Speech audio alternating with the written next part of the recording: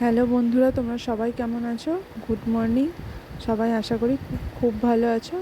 আমি আগের থেকে মোটামুটি ভালো আছি। হচ্ছে শরীর ঠিক আছে মোটামুটি। দেখতে পাচ্ছ ঘরের তো কোনো কাজ করতে পারি না।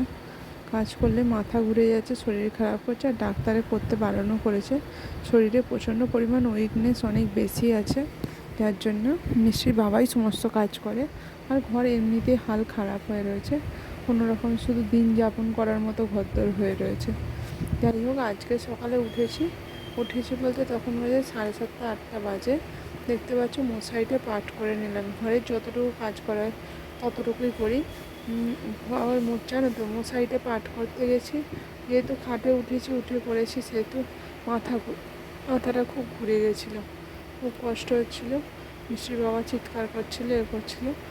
তারপর মিষ্টিকে খাওয়ানো, একটু সেরিল্যাক্স খাওয়ালাম।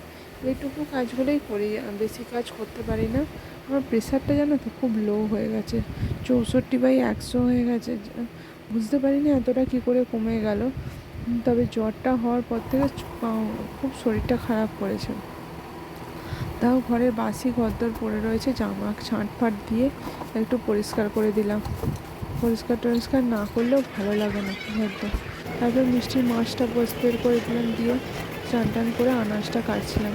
এরপর আর কোনো কাজ করতে পারিনি, তার কারণ আমার শরীর খুব খারাপ করছিল, মাথাটা ঘুরছিল, আমি আর উঠতে পারছিলাম না, বিছানায় শুয়ে পড়েছিলাম।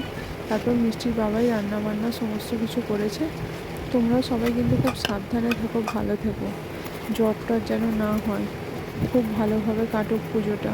ভালো লাগলে লাইক, শেয়ার, সাবস্ক্রাইব করো।